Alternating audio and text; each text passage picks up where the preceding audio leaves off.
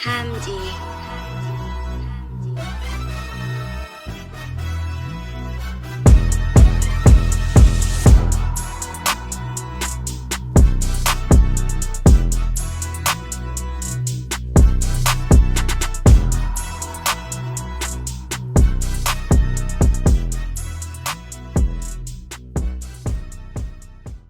We're back with another episode of Lake Effect Sports Podcast.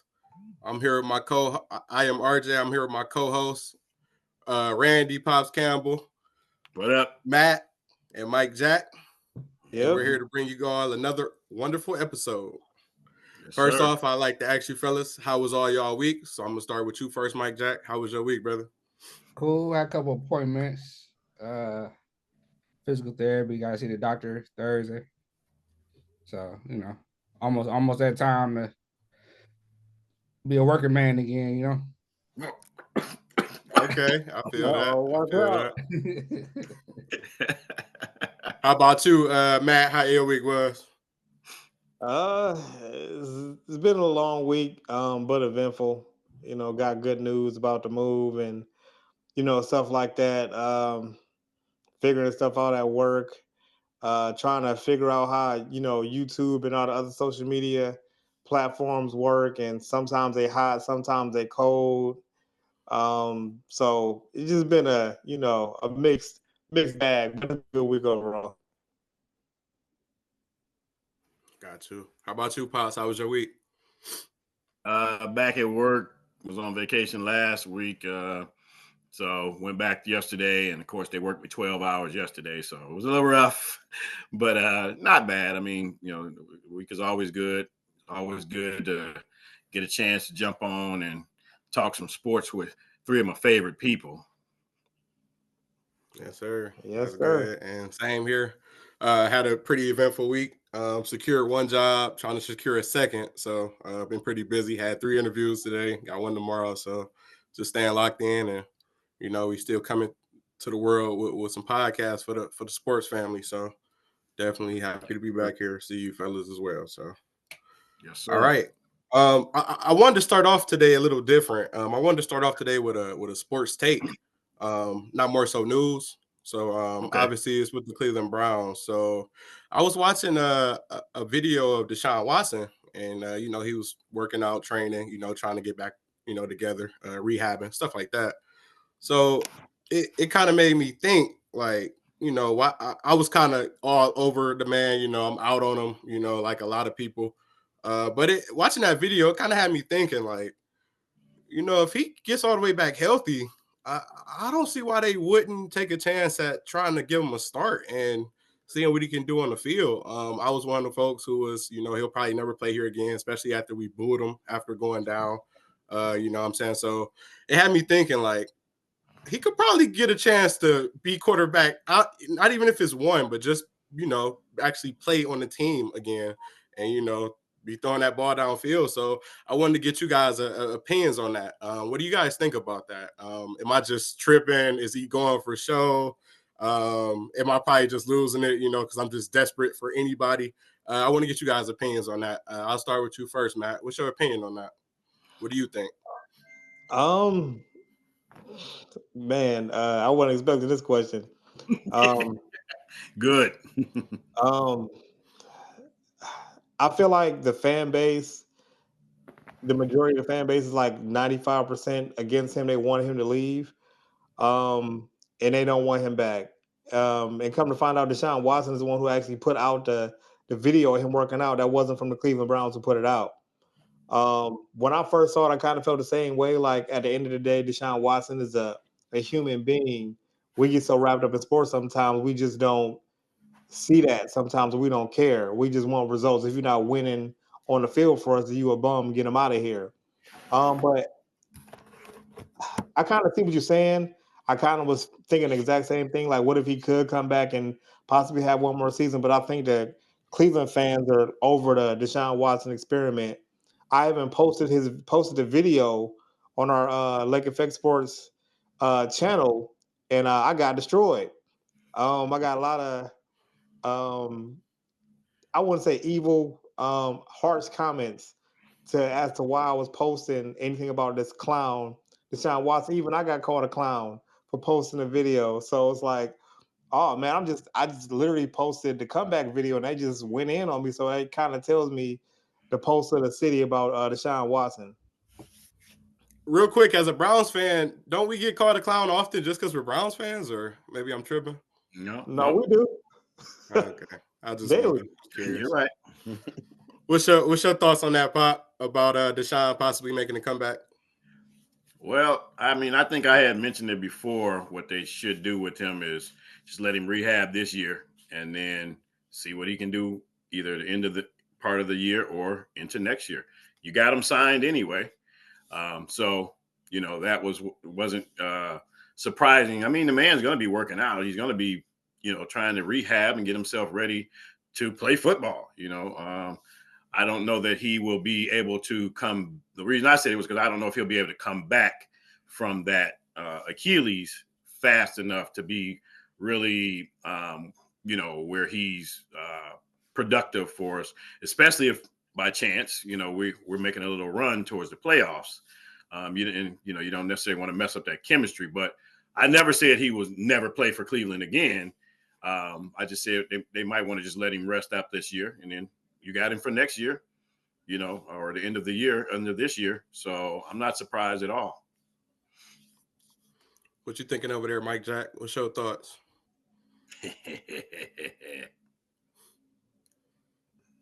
Hey, how many chances do you give a girl before she mess you over?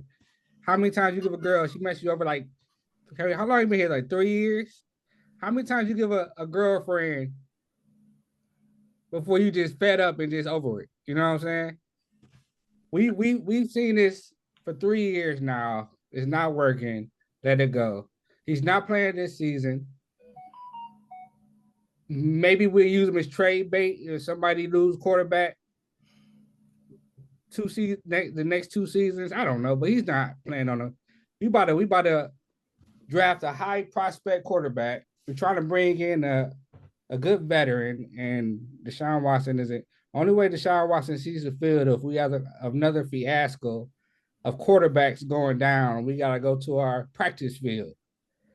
Deshaun Watson not saying this ever again. I mean, I'm glad he's doing better. I'm glad he's feeling better. Shout out to Deshaun Watson. He about to get married, and we tried it, and it was good while it lasted, man.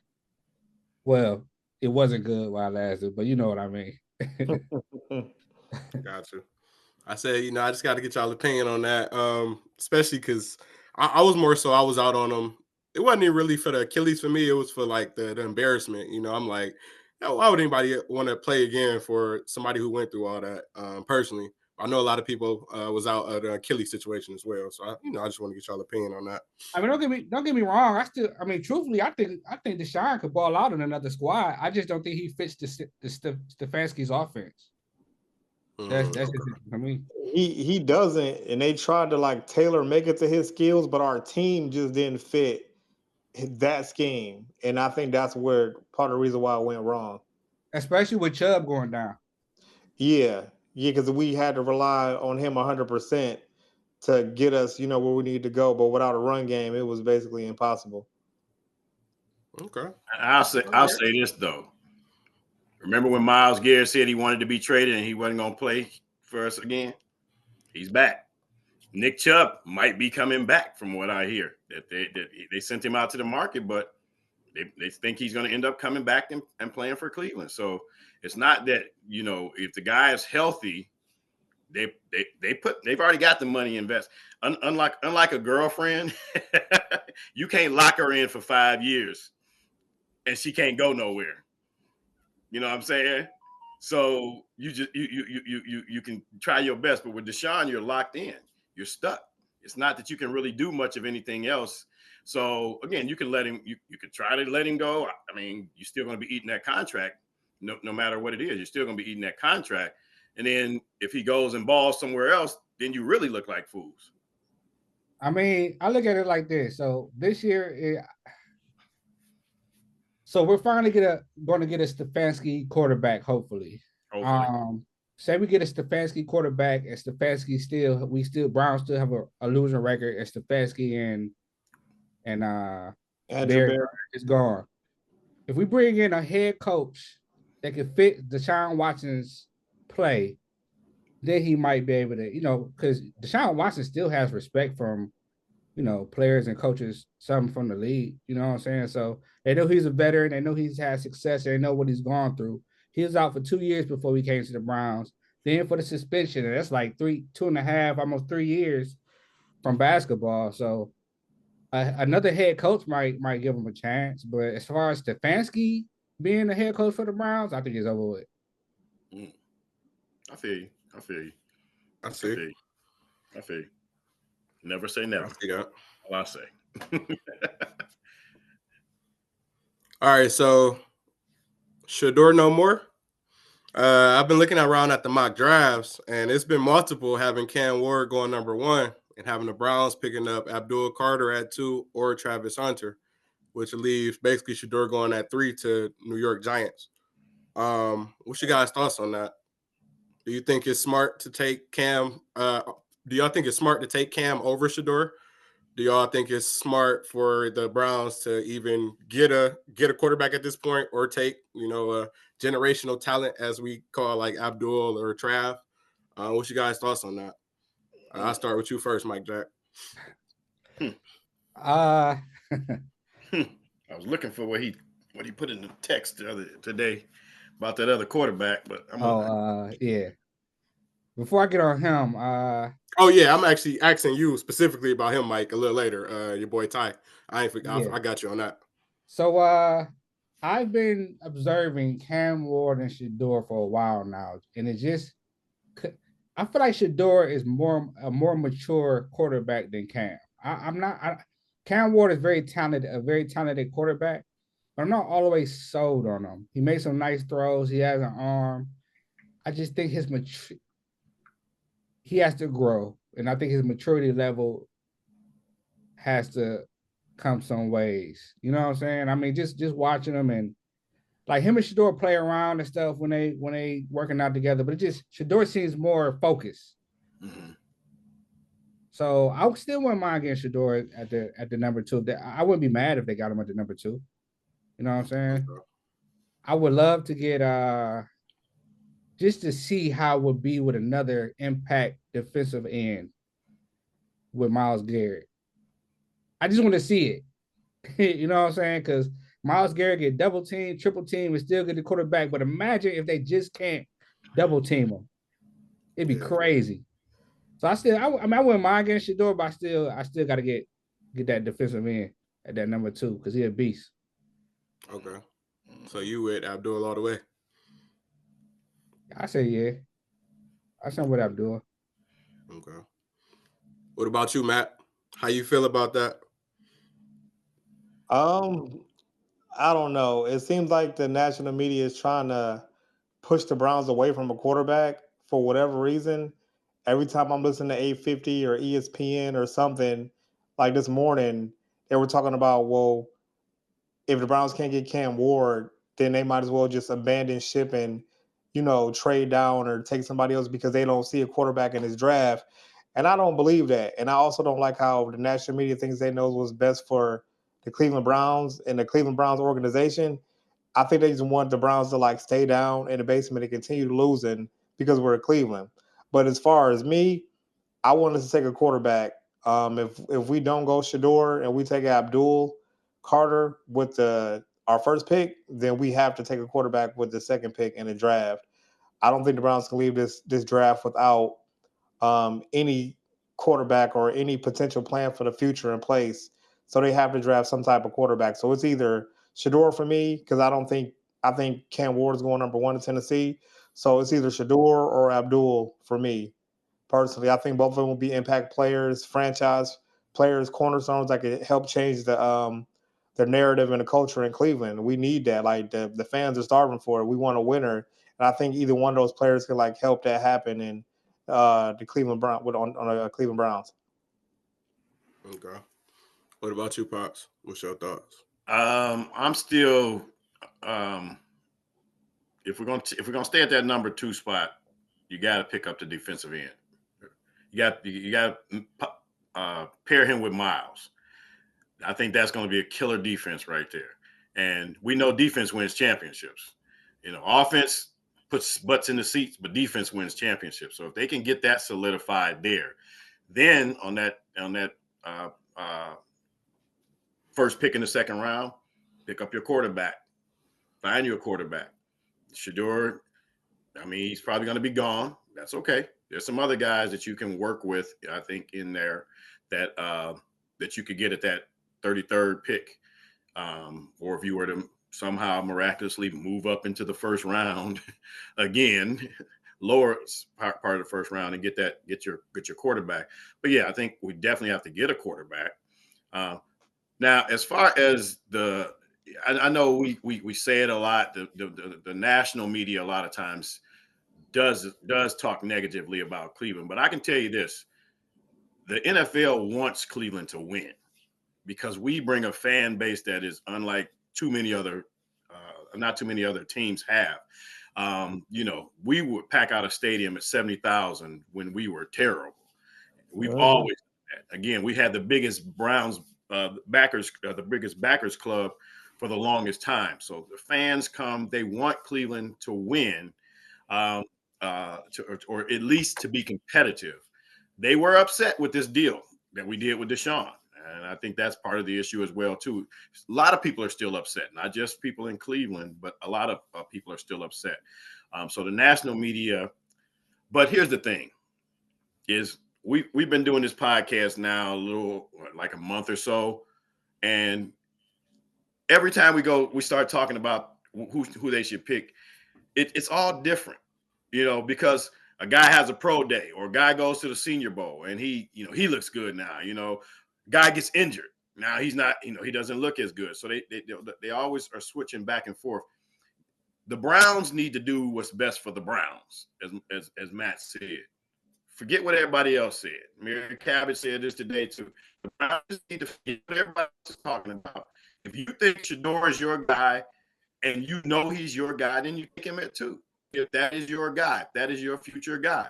If you don't know if he's your future guy, then you got to take, I would say, take the defensive end. Take that guy and then get you a quarterback somewhere in the draft. The thing is, again, that everybody's saying you have to have this quarterback. You have to have him right now. You have to have him right now. But chances are they're not probably going to come in and just, you know, again, just have a season like Daniels did in Washington. That usually doesn't happen, you know. So, you know, you want someone that you can bring along. You know, they may get some starts this season, you know. So you got to get a veteran in here, you know, and then bring a younger guy along. Your future quarterback could be in this draft, you know, but he just might not be at number 2. I gotta agree with all three of y'all. Yeah, I'm the same way. It's like gambling, right? So you know, you go gamble, you probably gonna play the game where you can probably think in your head that I got the best chance of winning this game. So I'm gonna specifically play this game. So I mean, we can go draft with our number 2. We can get Cam or Shador if Cam even there. But it's like, why even gamble like that? If we gonna gamble, let's do a good gamble. Let's get Abdul for sure. Let's lock him in, or even Trav, one or the other. Cool. Let's lock one of them in at 2, and then we can still grab that quarterback in round 2. So I say that's the best thing. But I do love Abdul, probably as our best bet for sure. Let's lock him in. I feel like that's the best thing to do with that pick. And then, you know, we still grab a quarterback in the second round. So it's like it's a win-win, really, opposed to just, you know, putting all your eggs in one basket on number 2, getting a quarterback that got to start right away and say he don't do good. We're going to run the man out of Cleveland. So it's like, let's get Abdul number 2. You know, we can get a quarterback in the second round. So speaking of that, though, while we on this topic with quarterbacks in the second round, I did want to ask you, Mike. Y'all, Pops and Mac can chime in too, of course. So I wanted to ask you about Tyler Show. You know, just give us a little insight and game on him, because I know we was talking about him, you know, in the group message and stuff like that. So, you know, just for ones of us who might not be too familiar with him, and do you think that the Browns should possibly look at him? Where's he from? Louisville. Okay. I just want to add it to what you said. I don't think it has to be a gamble though. I think the past couple of times Browns had the top pick, they made it hard.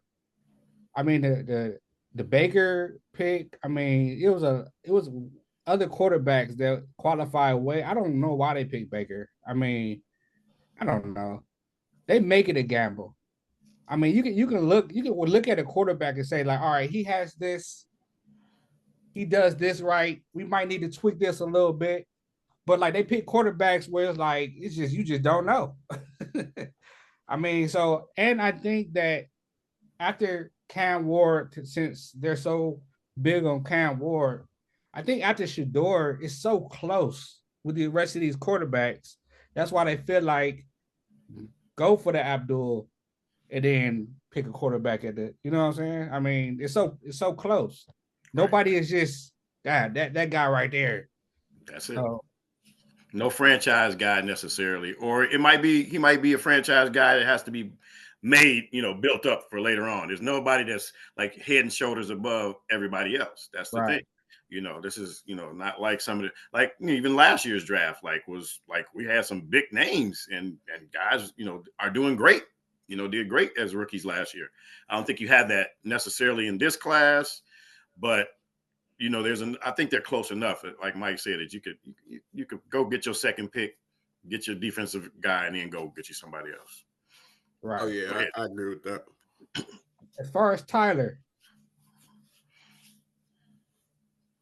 I love him, man. Like it's crazy, and I hate his name is. Every time you turn the station, you hear his name now. You know what I'm saying? Because I wanted him to be under the radar. But he's 25. Okay. Oh, so I guess. Yeah.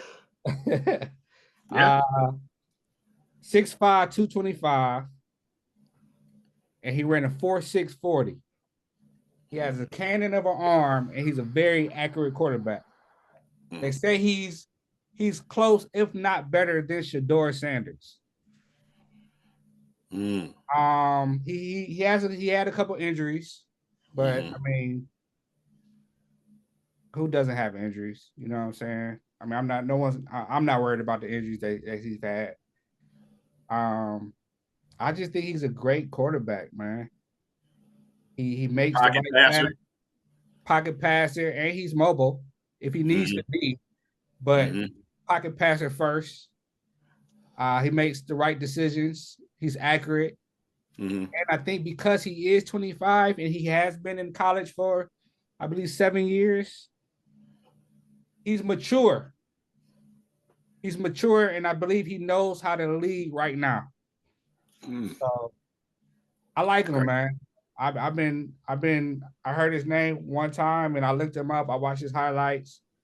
I just watched him and I watched his combine. So I think he got it. I think he got it.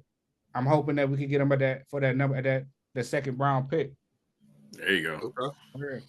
So, so I want to say I first heard his name maybe a little over a month ago, probably for the first time. I just randomly heard it, but I didn't pay no mind to it.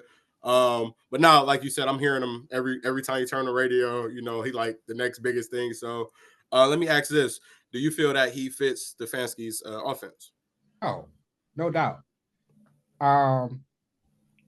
Another reason I want him is because we missed out on what's his name for Buffalo? Josh Allen. So I wanted Josh Allen in that draft. Yeah. I wanted him. Yeah. Was that the Baker draft? Yeah, it was. And we missed out on Josh Allen. Right. And I believe this is a better throwing Josh Allen. Okay. Because when Josh Allen came in, he ran. Like he just first instinct just run. And they're slowly but surely developing him into a passing quarterback. Right.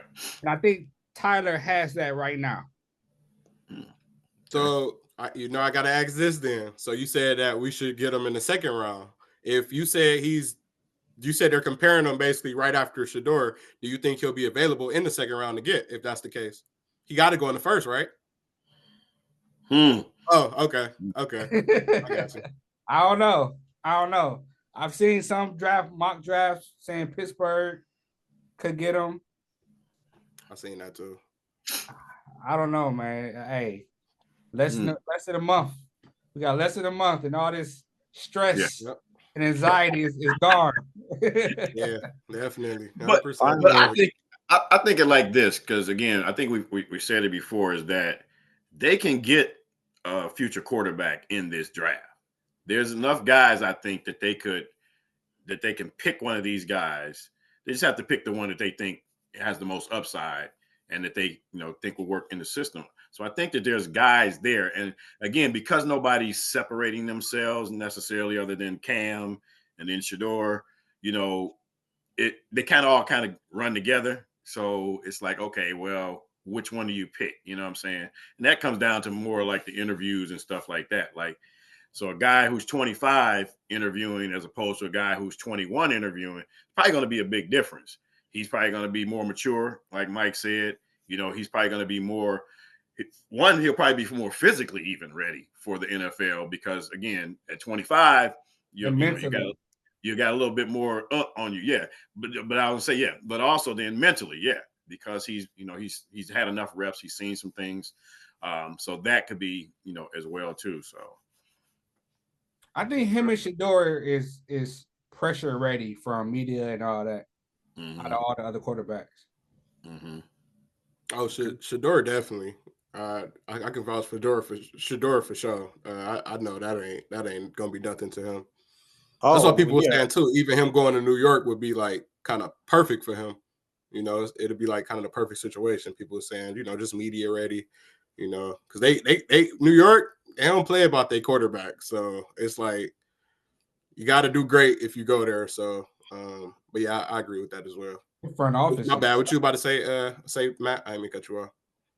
Yeah, about him being media ready, that's 100% like true. I mean, his dad, he grew up with it. Both of them, Shiloh and Shador, grew up with watching their dad be literally in the spotlight everywhere he went, and he knew how to, talk to the media, work the media, control the crowd, all of that. So they have that savvy to like talk and speak. And if he does go to New York, I'm sure they will like actually absolutely love him there. Like and pairing with Malik Neighbors, that'll be a great combination. So I think he would definitely be ready for that spotlight in New York. Now, if you come to Cleveland, you not as much spotlight, but you have a lot of expectations from the fans. We won't boo you automatically, but eventually we will boo you. New York will boo you after 2 weeks bad performance. The Browns at least give you a little bit of leeway. Yeah. Now, for me, again, that's great that he's camera ready and all that. I don't care about camera ready. What can you do on the field is all I care about. No, we're just saying as far as like pressure. No, what I'm saying is, but see, it's different pressure being in front of a camera as being on the football field. What can you do on the field is all I care about. I don't care. You're going to say some stupid stuff on camera. You might do something. But what can you do on the field? That's all I care about. And as you said, Cam looks like he's ready, but you said you think Shador is a little bit further ahead even. So, I mean, again, who's ready to win on the field? That's what I'm worried about. I can teach you all the media stuff. That ain't that. I can teach you how to handle the pressure. You know what I'm saying? But I want you on the field. That's the pressure. When it's a 320-pound defensive lineman coming bearing down on your throat, and you got to stand in the pocket. Can you stand in the pocket and deliver the pass? That's all I care. I agree. That's what's important at the end of the day. So real quick, I'm gonna go to the next topic. So, Mike, specifically, what you still ain't messing with my boy JD? Who? Jackson Dart. You ain't messing with my man. Who you play for? Hey, I'm not even checked on Jackson Dart, man. I'm not. No, I'm not. And I don't understand. Maybe you can show me. I just don't see anything. I don't see why they're on him so hard. I mean, a couple of weeks ago, he was the talk of the town, man. Like everywhere, it was Jackson Dart. Jackson. I mean, even here in Cleveland, it was like Jackson Dart, Jackson Dart. A name that I hadn't thought about was Jackson Dart, and I'm like, where'd this guy? It's like why? Yeah, like So, and now he's kind of died off, went back to the pack, So they still have him at number 3 though. Mm-hmm. Well, that was my next thing. So who picks who? So that's the thing, right? So I'm trying to think about the quarterback. So I like Tyler, cool. I'm trying to make it make sense though, if he would even be available in the second round still, because I was just thinking about all the quarterbacks that come before him. So I was just trying to think logically, would he be able? But I mean, we got a couple people. They actually got Will Howard right up under him. So that's pretty cool, actually. Okay. Under Dart. Come on, man. Jackson Dart number 3, man. Watch your mouth. They got so it's they got Cam. Dart is scheduled to go 3. That's what they said. They got Cam, they got Shador, they got Jackson Dart, they got Quinn Ewers, they got Kyle McCord, Jalen Milroe, Dylan Gabriel, and then Tyler, and then Will Howard. As of right now, I should say. I know it's gonna be changing every day, but all right, so free agency moves, fellas. The Browns made a couple more moves. I'm actually been pretty proud of what they've been doing so far. They signed former tight end linebacker Jerome Baker. They also signed former Bears guard Tevin Jenkins. Right, exactly. Right. And then they re-signed cornerback Tony Brown II. So still making some moves on the free agency offseason side. So definitely proud of them boys. And like we said, we are exactly a little under a month away from the NFL draft. So before we jump into the Cavs, I know we kind of said we should do, but are we still locking in with our same draft situation? I know a lot of us was, as we said earlier, either get Abdul to. Is anybody still thinking of trading down? Any of y'all fellas still thinking about that? Possibly trading down being an option? It's always an option. Right. It's always going to be an option. Again, it's just going to depend on again. I mean, Tennessee got the first pick, right? Yeah. I mean, they can shake the whole thing up and take somebody else. Or they might trade down. Or they might, yeah. That's what I'm saying. So, it's not. I know they had everybody there to see Cam go through his his pro day and all that kind of stuff, and he looked over them after the pass or something and told them, he's solidifying the spot and all that. But I mean, Tennessee, they can shake it up, and so if they shake it up, then what? If they don't pick him at 1, then what do you do? So there you go again. So do you take Cam or do you take my man, the defensive guy? People even talk about Travis Hunter. So it's just going to be so much stuff going on between now and then. It's hard to say if you stay, where you're at or all that. Because before I was like, well, let's just trade down. You know what I'm saying? Forget that. We'll trade now. But now I'm like, well, wait a minute, though, Abdul. Okay, I'm looking at it. I'm like, okay, all right, I can get with him. So again, it's just so hard to say. But they got to figure this one out. As we said, they got to hit. They got to hit on that second pick, and they got to hit on that first pick in the second round. Those for sure they got to hit on. They for sure got to hit on those. However they do it, moving down, whatever they got to hit on those first 2 rounds. What you about to say, Mike Jack? I see you over there. I'm always pondering. Yeah, ponder. Let us know something. That's what we here for. I'm just hoping Tennessee. I think that's the only team that can put pressure on us as far as like. Yep. If they trade down, it's like, dang, now do we pick Cam? Right. But if they trade with the Giants go with Shador. Do we go with Cam or do we go with Abdul? And truthfully, I don't think I want Cam. Okay. Ooh. That's what I was trying to get at earlier when I said Shador no more. What? Okay, so yeah, what are your thoughts on Cam? I think you said that before though, that you wasn't really too high on Cam. I think you said that before. Cam reminds me of Deshaun Watson. You did say that. Right I play. agree. You did say that. You know what I'm saying? I mean, Houston, Deshaun Watson, he can throw on the run. He throws better on the run, and he's a mobile. I don't know. He just reminds me of a younger Deshaun Watson who What doesn't you fit thinking over there, Matt? Stefanski's offense. I think Mike Jack is scarred right now, and he's seeing he's seeing shadows of the I'll drink to that. in the background. Deshaun Watson everywhere.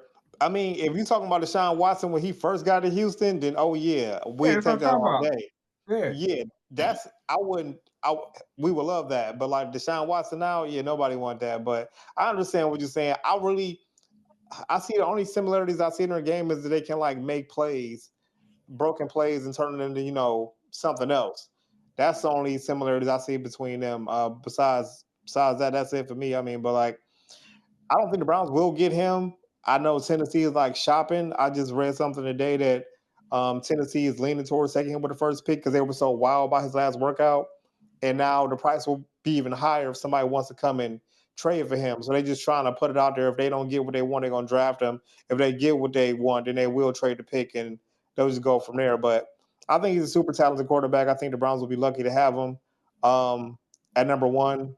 If we can get him at number two, I would take him. But like I said, Shador, Cam, Abdul, one of the three. I mean, we just need talent at this point.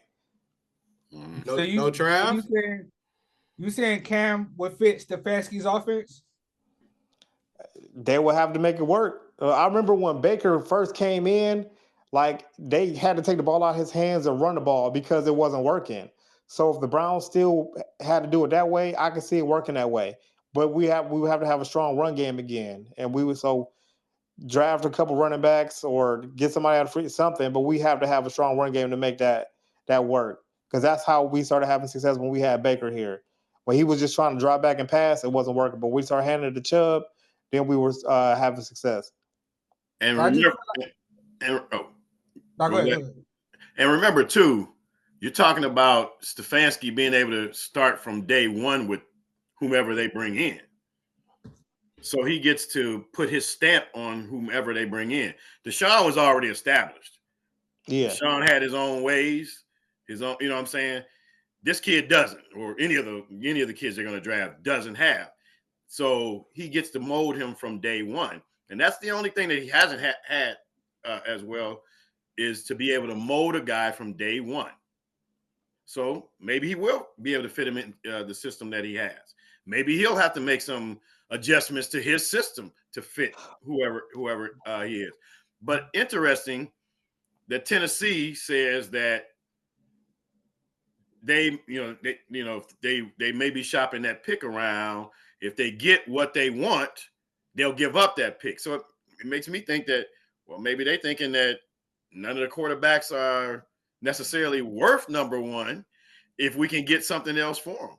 Cleveland should be thinking the same thing. Well, you know what? Is that number two pick? Is it like much more valuable to trade and do something and get more pieces or whatever we want because we can get the quarterback later on? Now, of course, passing up Abdul would be kind of hard because I think, again, man, could you imagine Abdul on one side and Miles on the other side? Oh, my God. Mm-hmm. You could put me in the middle. I get a sack. Put me in, coach. And we still got some dogs in the middle. Right. We definitely do. Defense. And that's just going to help everything behind you, too. If they're getting pressured, those guys can't just sit in the pocket anymore or can't just double team Miles. They're getting pressure in there now. Now they got to get rid of that ball faster. That's going to help your guys out in the back. So, yeah. But it's interesting that Tennessee is saying, well, we may not take this guy at number one, though everybody's telling them to take him at number one. And again, that's what I was saying that, we were saying about Cleveland. They have to do what's best for Cleveland. Forget what everybody else is saying you should do or this guy can't do it. Is that guy that you want to take, is he going to be that impact player that you want on the team? That's what you got on your team. Not in the NFL, on your team. As far as Cam, so Cam is Cam because of his style of play. Mm-hmm. You want to change that to fit in the coach's offense? I think that quarterbacks coming to the league. Look at Lamar. Lamar's changed his style. He sits more in that pocket now. I mean, quarterbacks change over time. Josh Allen, we just said, sits in the pocket more now. You know, I mean, I think you Still mature. run too. I mean, I think Lamar still plays his game, but they have him more poised.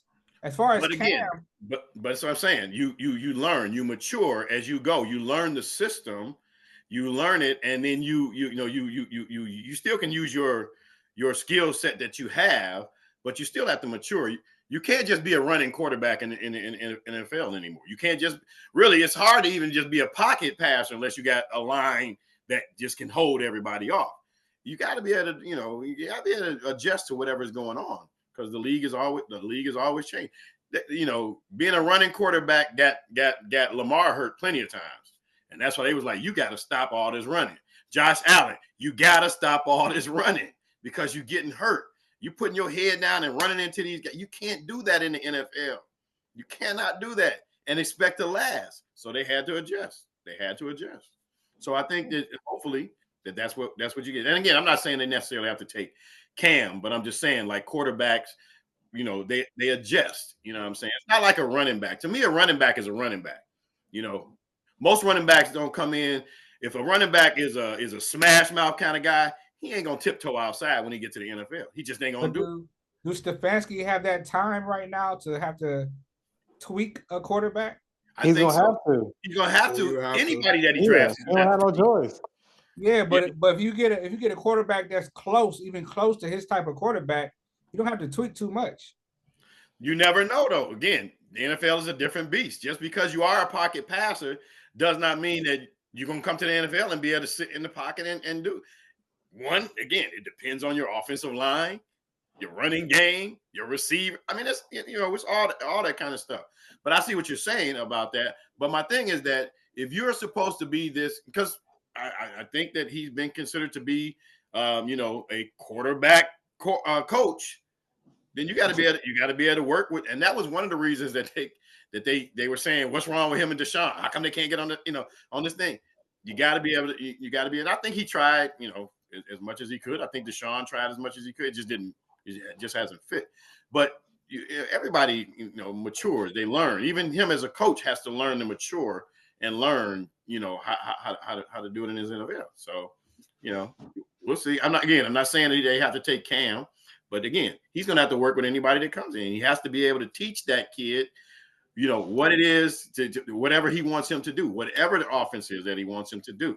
And the kid's going to still have to learn, but he's also still going to have to be able to use what skill set that he has, and Cam likes to run more. That's fine, but he's still going to have to learn how to sit his butt in the pocket. Stefanski's going to have to learn that he's not always going to sit in the pocket.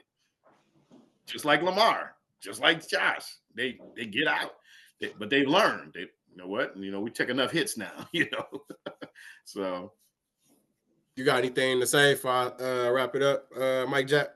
No. Okay. All right, fellas. Let's talk about them Cleveland Cavaliers. So we went on a 4-game losing streak. they're over. They're done. Baby. They won't even make it out of the first round. Breaking news: Russell Wilson just signed with 1 year with the New York Giants, $21 million. So that means that what's the A-Rod. name? A-Rod is still out. Called him A-Rod. Nobody calls him A-Rod. He's still out. All right. That ain't important for us, but just thought I'd say it. So we went on the It kind of is, but it is. I was talking about the Cavaliers. That's what I'm saying. It might mean he's going to Pittsburgh. I'm gonna get back to it before we close out. So we went on a 4-game losing streak, fellas. All right, boom. Then we just got one. I think on Sunday we ended up beating the Utah Jazz 120-91. Right. We got 11 games remaining in the season, fellas. Yep. We still got Donovan out. He's on the sideline with a groin injury, and we got Jalen Tyson out, dealing with that knee issue. He played his past game. Say it again. He played his. He got hurt. Who, Mike? Donovan. No, I'm saying as in It's the for same the. growing I'm injury. sorry for the next game. I'm a couple days behind. Yeah. He's out currently Right. with the groin injury that he was Yeah. fighting. I think a couple weeks ago we know he had It's that a groin injury. nagging he's dealing injury with. that's been on, and so they've just been giving him rest. My bad. Let me clarify. Yeah. And then we got Jalen Tyson out with the knee issue he's been dealing with as well. Yeah, fellas. So if we ended the season today, the Cavaliers will host the AC, which could be any of the 4 play-in competitors. Boom. So that will either be the Atlanta Hawks, the Orlando Magic, the Chicago Bulls, or the Miami Heat. So now that y'all would know, possibly if we was to end today, I know we got 11 games left, but hypothetically speaking, if we ended today, we'd play one of them 4 teams in the 8th seed. So who would y'all want to play for in the 8th seed out of those 4 teams, being the Atlanta Hawks, Orlando Magic, Chicago Bulls, or the Miami Heat? I'll let you go first, Pop. Chicago. I You want. go, Mike. Oh yeah, my bad. Sorry, go ahead. Who? Oh, my bad. Chicago. Oh, okay. Orlando plays us hard every single game. Fact. Miami. I mean, we could beat Miami. I'm not worried about Miami, but between all the 4, I think we can sweep Chicago. I think we can sweep all of them. It's just Chicago. I think we can run through Chicago. You think we can sweep Orlando? I don't think we can sweep Orlando. I think we can beat them. I don't think we can sweep them. It'd be though. hard. Yeah. I mean, home court advantage. I mean, it'd be hard, but we can sweep Orlando. And Carol, that boy nice, man. That boy different. Yeah. What you think, Pop? Who would you want to play out of them 4 teams for the AC? I probably would say Chicago. I would not want to necessarily play Orlando. And quiet as kept, I would not necessarily want to play Miami either. Because Miami, that culture there is something else. And they step it up when it comes to the playoffs. They play hard. I know Butler's not there, but them boys play hard regardless. So, and again, it's just the whole culture from top on down. So they're always tough. I don't think he would sweep Miami. I don't think he would sweep Orlando either. Chicago. I think Mobley would have his way with Miami. Maybe, but I'm telling you, Miami gonna show up. You ain't just gonna walk in my Pat Riley and I can't think of their coach, but they ain't having that. Eric Spoelstra, they ain't having that. So they gonna get at least one, and they gonna play you tough. And Orlando, same way. Van Carroll kid, yeah, like you said, that kid is a baller, man. But I think they would still beat them. I don't fear any of the 4 teams that's there. So I'm not worried about us losing the first round if we play any of them. I expect Orlando and Miami would get a game, but yeah, I don't have any fear of playing any of those guys. So bring it on. This is not like last year where they set up who they played. Which was stupid. It was a learning experience, is what it was. Yeah, you don't disrespect a team like that. Well, I'm saying it was a stepping stone. Yeah, that's all it was. This has all been stepping stones. Is exactly what they're doing. They're in the right position, right where they are. Stepping stones. So now they need to go through, and they should easily not easily, but they should make it to the conference finals against, I would say, Boston. And that's going to be tough. Thinking it's going to be against Boston. Tatum got hurt last night. Yeah, that's okay. he did. Because when Porzingis comes back, which he will, even if it's just for a couple of games, bring a pinky toe. They're tough. But I think that they would still get through, and I think Boston would get through, and it would be Cleveland and Boston, which is right where Cleveland would want to be. Right where Cleveland wants to be, because Boston is the one that they're looking at. They're looking at right now. What you think, Matt? Who would you want to play out the 4? Whether it's Chicago, Miami, Orlando, or the Hawks? Most likely Chicago. Chicago and Miami. I think they would be the easier opponents for sure. They really don't have like a number one. It's just a group of guys. Atlanta and Orlando have definitely given us problems. And Banchero has a personal vendetta against the Cleveland Cavaliers. And now him and Ty Jerome were like going back and forth with the last game.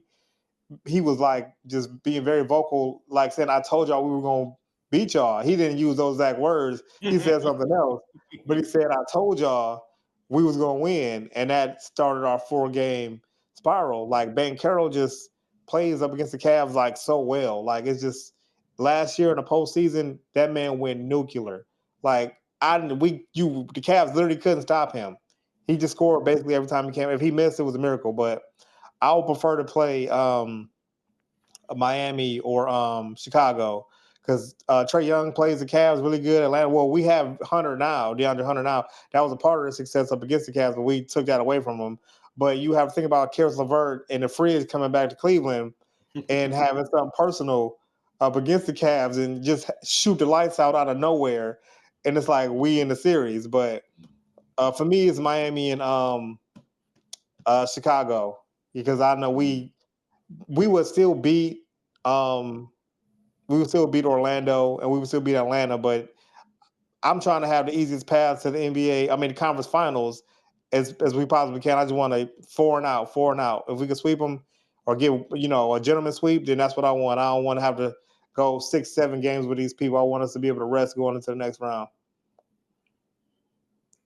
Of course, it's hypothetical. If the season was staying today, we still got 11 games left. So, I think we got a good shot at keeping the number 1 seed. Yeah. Oh yeah, definitely. I definitely think that. And I do think that their depth is phenomenal. So that's why, again, I don't think they're going to really have too much trouble with any of those teams in that first round. Again, a team might get 1 game out of them, but I don't think it'll be that big of a deal. But again, that depth that they have is really going to help carry them to that next level. And I know they have their eyes set on getting to the finals, but for real, they got to keep their eyes set on Boston. That's who they got to keep their eyes set on because you got to go through Boston. Yeah. I feel like if we can defeat Boston, I feel like we can beat whoever we're gonna play in the finals. Honestly, if we can get through Boston, I'm more worried about Boston than anybody that we meet in the finals. Personally, I could be wrong, but that might just be me. Yeah, I know what you're saying, but I don't know. I just Boston's just so tough, bro. Like I don't know. Detroit tough. Orlando been balling. So like I'm not saying like this just gonna be a cakewalk, right? Mike, I'm not gonna lie. I said if we can beat Celtics in the Eastern Conference Finals, I'm not worried about whoever we play in the NBA Finals. No. I mean, I wouldn't take OKC lightly, at all. Like they definitely had the best overall record in NBA now since we went on our little 4-game losing streak. I don't know. I would definitely be worried about playing them in the NBA Finals, 100%. Let me clarify. I'm not saying we will sweep whoever in the finals, but if we can get past Boston, I'm not worried about whoever we play in the finals. Yeah, personally. Hey, OKC not scared of nobody, man. Them young boys, his confidence is sky high. No, they balling 100%. No lie said there, 100%. 100%.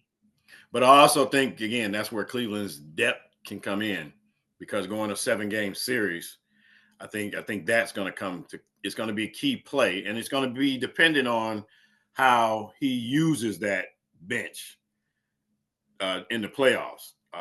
It can be very beneficial for the Cavs to have that rotation that they have, but still be able to go deeper if they need to. Because most teams can't go when they get to the playoffs, can't go past 7, maybe 8.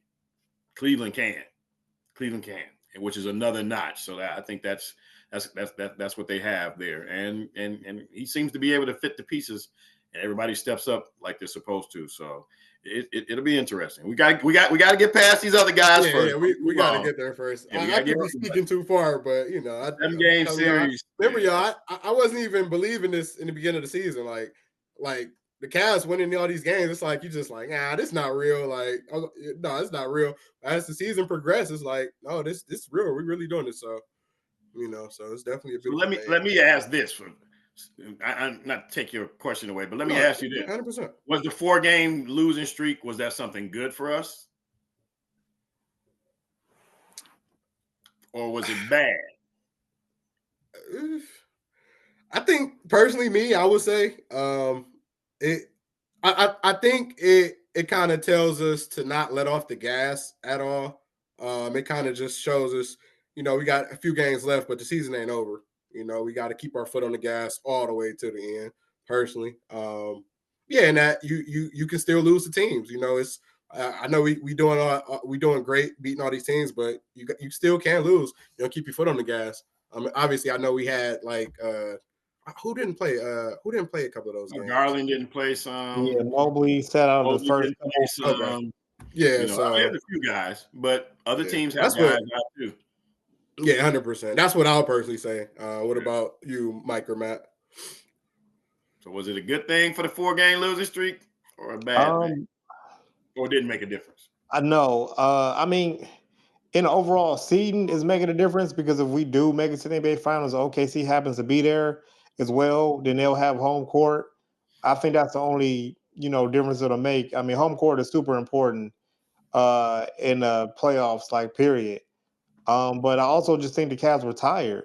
We just came off winning 16 straight, trying to just maintain and keep this winning streak going. And once we lost Orlando, the Cavs was like, well, finally, all right, we can like rest a little bit. Gave some guys a couple nights off, and I mean, we're the best team in the Eastern Conference, so we're gonna get everybody's best shot. And people were just coming at us, so I just think the Cavs were just a little tired, and I mean, at the end of the day, it won't make a difference in the Eastern Conference as long as we handle our business the rest of the way. But I don't think it was a good thing or a bad thing. I think it was just the Cavs were exhausted. They need some rest. All right, Mike, come on, because I seen you over there shaking your head like, what? Man. I don't want to give them no excuses. I mean, all the teams play 82 games. I just think they were so used to, even watching this last game, they were so used to being behind and having to catch up that that got used to it. Even Donovan Mitchell took his foot off the pedal where he's the head of the snake. You know what I'm saying? And we ride behind him. The way he plays, the way the whole team plays. So I think not this game, but one of the games he only had like 7 points, and that's that can never happen. So I think Donovan Mitchell has to. I mean, we at the end. We tired. If we tired, we ain't gonna make out the first round. You know what I'm saying? So I mean, we gotta keep it going. I mean, people fighting for their life. I mean, look at the Lakers. Like you could tell, like they fight. They brought LeBron back early because they were losing. So this is the end, and this is the wrong time to be tired. You know what I'm saying? And Boston is only 4 games behind. They went on, when we went on that 4-game winning streak, they're on a 6-game winning streak right now. You know what I'm saying? So we can easily lose that first place. We got a lot of playing to do. This the wrong time to be tired. This the wrong time to be trying something new or taking your foot off the pedal. We got to keep it moving into the playoffs. I remember, don't we get a bye? We get that first bye of the series. That's our time to rest. For the playing, yeah. Yeah, that's our time to rest. So we gotta keep our foot on their necks. And I don't know that it's so much that they should be tired because everybody's playing less minutes this year. Even Donovan's playing less minutes, and they're winning more. Well, not more in period of our overall record from franchise record, but everybody's playing less minutes. So you should, and they're giving guys rest as well during the season. I just think it was one of those cases, and that was the reason I asked. I just think it was one of those cases. They started reading those press clippings. They started getting, the big head and all that kind of stuff. And yeah, they took their foot off the gas for a little while, and teams came to play because the other teams, those teams that they're playing are playing for playoff positioning or to make the playoffs. The Cavs have everything pretty much wrapped up, So it's kind of hard to keep that up, but this is where maturity comes in. Like Boston, you probably wouldn't see that. You know what I'm saying? Because they're a mature team. Even a Milwaukee team, because they won before. They're a mature team. So you probably wouldn't see that happen with them. So this is where the maturity comes in. And Donovan, he even said, I heard him on the radio. He was saying that, we go as I go, and I've got to do better. I've got to do better. I cannot have days like that. And I think he was talking about that day where he was only in single digits. He said, I can't have days like that, especially in the playoffs. So, I think it was a good thing to get it out of the way now. All right, now you should be awake now. You should understand that nobody's going to give you anything. You know what I'm saying? You lose the first game of the playoffs. That now you're behind. It doesn't matter if you had home court. You don't have home court anymore. You lose that first game, so you got to really be careful. You got to make sure that you're on it. And I don't like them getting those slow starts and then coming back. You can't sustain that, especially in the playoffs. You cannot, because the caliber of teams that you play. And you're playing them over and over again. So, no, you can't be doing that kind of stuff. So, hopefully it woke him up. And I think Kenny probably was the same way. Y'all just getting a little bit beside yourselves up in here, So, sometimes a loss is good, Sometimes a behind whooping is good, So, I think that's the only reason I asked, I think. Hey, real quick, it's a little bit more breaking news. Breaking news. Stephon Diggs signed with the New England Patriots on a 3-year, $60 million deal, $26 million guaranteed. Whoa. I definitely didn't see that coming. I did. They've been talking to him. Yeah, and they were saying the Patriots were picking up some people too. So yeah, the Patriots had a great offseason as far as free agents. I think they spent more money than anybody. Now that Belichick gone, they started to spend some money. So look out. And open up that pocketbook. Only thing I heard Brady coming back. Only thing is Diggs still a number one. That's the only thing. They need a number one over there. I mean, so. For New England, he will be number one. Yeah. And is he good for a second-year quarterback? Diggs can get real diva-ish when he don't get that ball. You know what I'm saying? Mm-hmm. So I don't know. It can go either way. We'll see. But they're gonna be trying to get him the ball. That's gonna be the whole thing.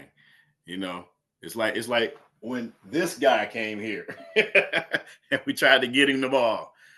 So chill, Pop. You're bringing up traumatic experiences. So yeah. So all right, y'all. So Ohio State. All right, so got some sad news. Our number 4 Ohio State ladies, they lost yesterday to the Tennessee Volunteers. So Tennessee to number 5 Tennessee Volunteers. So Tennessee advances to the Sweet 16. Fortunately, they sent us packing. And a little more March sadness for us. Well, just a fact. So Coach Kevin McGough, this is his 12th season, and he has gotten the ladies there to the tournament 7 times so far. All right, so what's up with our boys, y'all? This is our 3rd year in a row not making the tourney, man. What's going on? What y'all think? Let me let you go first, Matt, since you got that Buckeyes jersey on. Why we can't make it, Matt? What's going on? Honestly, I don't know. We got rid of Thad Matta, and we got the new head coach, and he was supposed to bring in more players, get better recruits, and we actually have gotten better players and recruits, but before we lost to Michigan, we had a 75% chance to make the tournament. And then the next game, I think we lost to Iowa and dropped down to 50%. We lost out every game to finish the season. Even going into the Big Ten tournament, we were supposed to win that game. We lost to a team with a losing record. The Buckeyes were, I think, 18-17 going into the tournament, and we just they just didn't have it. I mean, I just don't understand what's going on. If they need a different voice, they need more talent. We've been getting a lot of talent, but not the number 1 recruits or anything like that. We get a lot of 4-star, 3-star players, but it's just not happening. Since the days of Mike Conley and Greg Oden and Jared Sullinger, the Buckeyes really haven't had any superstar talent to take us anywhere. We have 4-year and 5-year guys on the team. We don't have those one and done type guys that that everybody's trying to get, that can take you deep into the tournament and have a nice run and go into the NBA. We're just not getting the talent that can help us make it to the tournament, and it sucks because the Buckeyes had a really good year. And it just they always start off hot and then they just slow down and they just end up missing the tournament. Real quick too, before y'all go, the portal opened today, by the way. And we already lost Evan McHaffey to the portal, by the way. He's leaving, so before y'all go. All right, you can go next, Pop. I think it's just we're not getting the top recruits. And if we're just being honest, Ohio State's a football school, not necessarily a basketball school. They're a football school. North Carolina, that's a basketball school. Duke, that's a basketball school. I mean, we've had some really good teams back in the day, but we're not getting the top recruits. And you can only do so much, with what you have there. And again, they were doing well, and then all of a sudden, it went downhill. But I just think that they're just not getting enough of the talented guys to come. Nobody really wants to come and play basketball at Ohio State. It's not like a destination if guys want to go. I know I'm going to be, I know every year I'm going to for sure be in the tournament. You know what I'm saying? Like, you might make it to the tournament. Now, the women, that's a different story. But the men haven't been for a long time. Again, it's not like going to North Carolina or Duke or Kentucky, schools that okay, they're gonna get in there. UCLA, they're gonna get in there. Ohio State is not quite up in that level anymore. They did for a long time, but not anymore. But again, it's a football school, so they don't care. They just hang the national championship up. They don't care. They're like, all right, so we'll be good. But which actually may be helpful though, because now you can go out. You can say, hey, we're putting the same kind of program together for the men's basketball team that the football team did. They just won a national championship, so you can use that in your recruiting. Real quick, there is help on the way though. Ohio State has the #1 recruit who actually plays for Garfield Heights Bulldogs. Marcus Johnson is signed with the Ohio State Buckeyes, so there is help on the way. He's the almost the #1 player in the class. He's definitely he won Miss Ohio. He is a beast, bro. I didn't know they were getting him. That's crazy. Yeah, he's a dog. I'm glad he signed with Ohio State, and now I have hope. There is hope for the future, and it's definitely making the tournament going forward if he's on the team. Right. It's like we got the funds too. Like, we just got to start snatching dudes up out the portal. Like, sad to say, but I mean, but that's the thing too. Y'all made a good point. We're not a basketball school, so it's tough. We can get all the guys we want out the portal or to recruit them for football, but as far as basketball, y'all 100% right. We're not a. And that's interesting too, because we used to get a lot of the local guys to come and play, or guys within the area to come and play at Ohio State for basketball, but not so much anymore. So that is a good sign right there. That is a good sign. Yeah, for sure. It is. What you thinking, Mike Jack? What's up with them Buckeyes, man? I mean, I don't know, man. I started watching men's basketball since Conley, man. We ain't really been that team since Conley, the Conley days, and that was a shooting guard. Michael Redd. Oh shoot, Michael Redd, Brian Brown, Scooty Penn. Ohio State used to get some players. Yeah, we did. So I mean, I don't know, man. I don't know what's going on with them. I don't know if it's Aaron good coaching, or I don't know if it's I don't know, man. But that boy from Garfield, Marcus, he a dog. Yeah, that boy a beast, man. Right. And hopefully we can get some shooters and some help for him. I know he can't do it by himself. But that boy is a dog. Really have any size. Like, when I looked at the team this year, maybe it was just that, but they didn't really seem like have any size, And you definitely need some size. You need a couple of guys for sure. So I didn't see size in there as well either. So so we'll see if they can get some of that maybe through the portal or something like that, or again maybe get some of another kid that's local or something like that, or within the tri-state area. But then when I saw, oh, okay, Ohio State made it to the tourney. It wasn't like we gonna make it to the tourney. We gonna make it to the. So when I saw they made it to the tourney, it's like, oh shoot, okay, we made it to the tourney. Surprise! I mean, we went in with a 17-15 overall record. So it's like, I mean, between the season and the tourney, so it's not like we was just no. But they just didn't have that. Yeah. Right. more. It almost would have been like a Cinderella if we would have went far into the tournament. You know what I'm saying? So I mean, we're not a basketball team right now. I mean, it used to be Ohio State football and Not a basketball juggernaut. up at the top. Right. So Right. Yeah. we'll get there. Yeah, man. We used to have Evan Turner, all them boys, man. Mhm. Sullinger. We used to have them boys, man. That's crazy. Crazy. Hey, real quick, did any of y'all make a bracket by chance?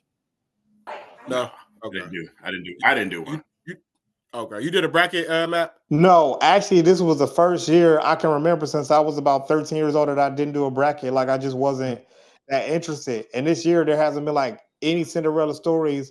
All the powerhouse schools have like dominated and just made it all to the Sweet 16. And especially when Ohio State didn't make it, I kind of like lost interest. I don't even think we went into the NIT. So it's like I was just when the Buckeyes started losing towards the end, I'm like, yeah, I'm not interested this year. I've been watching them girls women's basketball. That's it right there. Yeah. The thing is, though, women's basketball been good, and that's the craziest part. Is just they just kind of getting the spotlight on them now. The past couple, 2-3 years, they really getting the spotlight on. They've been balling though for years, bro. Like it's so crazy. But you see, Juju got injured yesterday. That tore ACL. Yep. Out for the season. Well, women's basketball is like women's sports has taken little steps at times. Because I remember back in the day when like Rebecca Lobo and Lisa Leslie and them was balling out of control. Cheryl Swoops, right?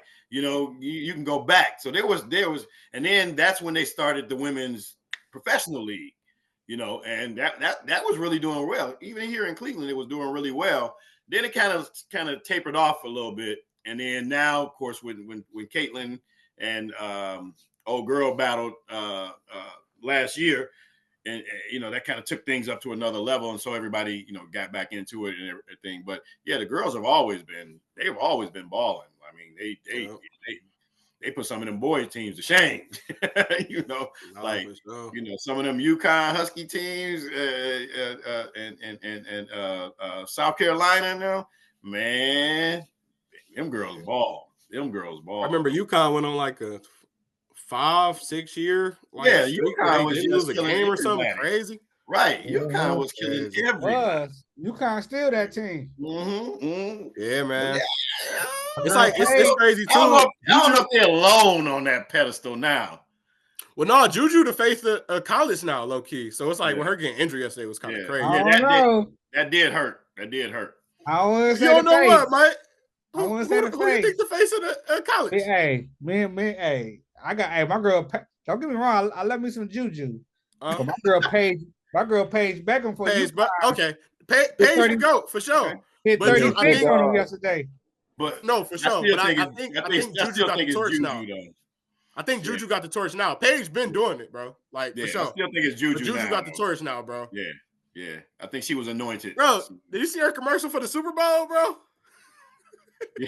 Yeah.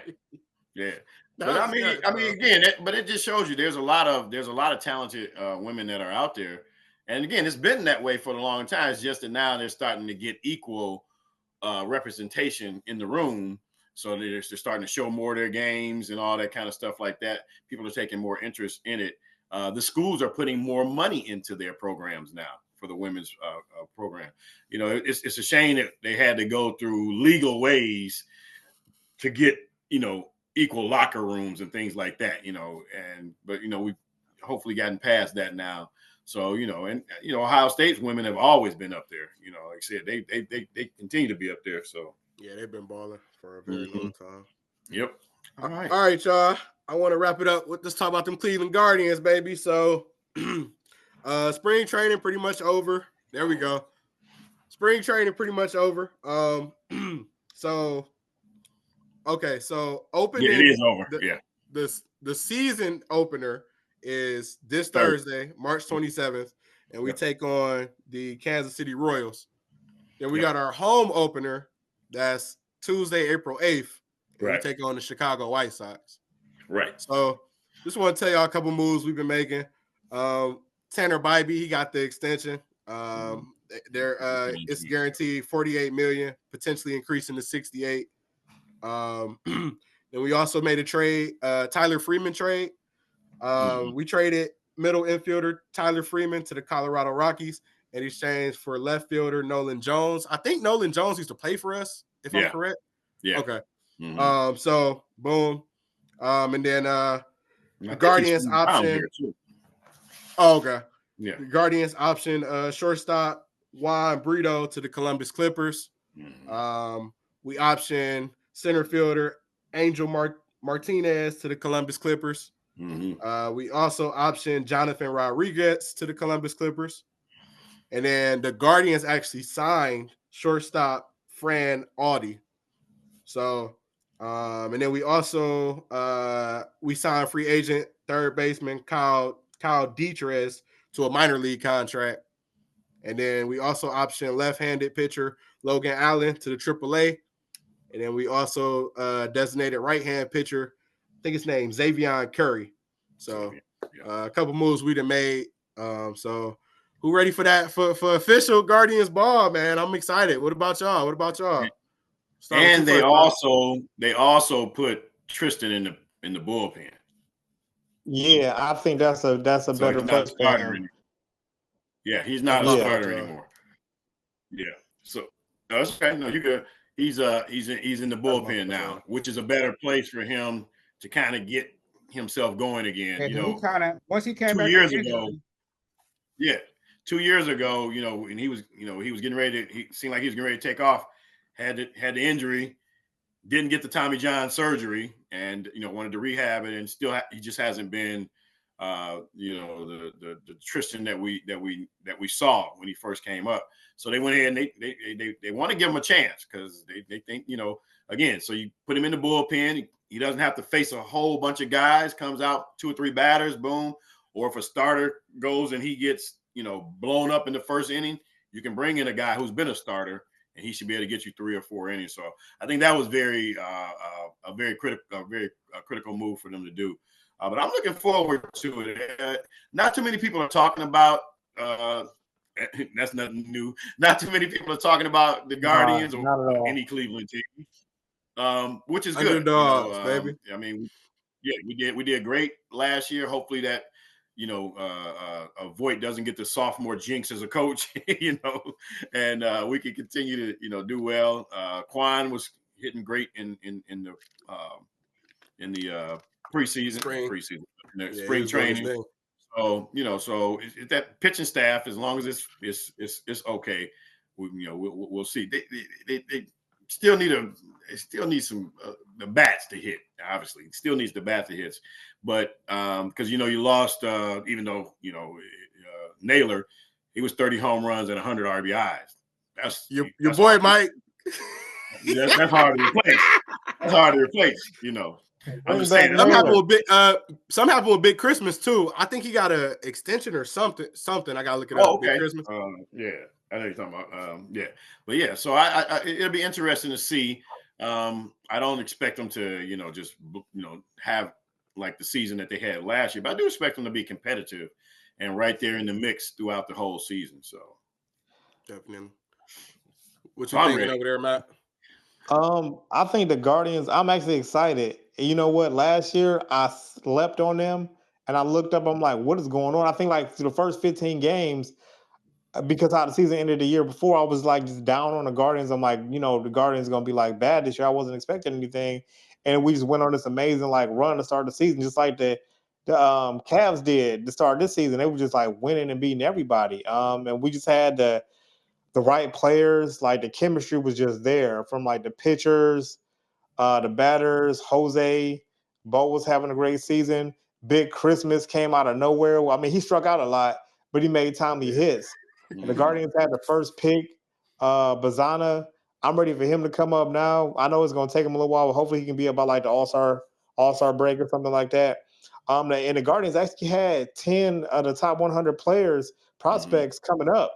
So we have a lot of talent. I'm excited to see that going forward in the future. So even though the Dolans are cheap and before they'll trade somebody away before they pay them, what they've been doing has actually been working. I hate to say it. Like, I wish they would just pay people, but they get all-stars, they trade them for prospects, and they turn into all-stars later on down the road and help us win. I don't like the formula, but it's working. They playing broke ball. It's not money ball, it's broke ball. They're making a way, they find a way to make it work, and it's working. But I'm super excited for the Guardians. See if we'll have some more good pitching like we always do every year. The bats come alive. I wonder if they're gonna pitch to Jose this year like they were pitching to him all last year. But I'm just excited. I'm ready for the season to start. And the AL Central is horrible. Luckily, I think the only thing we have to worry about is Minnesota. Like I remember Kansas City was in it for a while last year, and they finally fell off like completely. They gave us a run for our money for like the first like 60 games, and then they were out of it. So luckily we're in a weak division. So hopefully we can capitalize on that and just run away with it and win the AL Central again and make another trip back to the playoffs.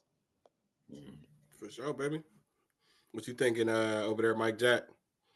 Ready for the Guards this season? I don't really once Cavs over with. I can't hear. That's when I start getting, I can't. Once Cavs over with, look, it's too early. Yeah, it's too early for me. Then once the NFL draft and all that, then I'm like, all right, time for the Guardians. I can't focus on the Guardians. Okay. Like I peek at them. Okay, they, look at the score and the batting and just to see where we're going. But then other than that, I don't really keep up with them right now.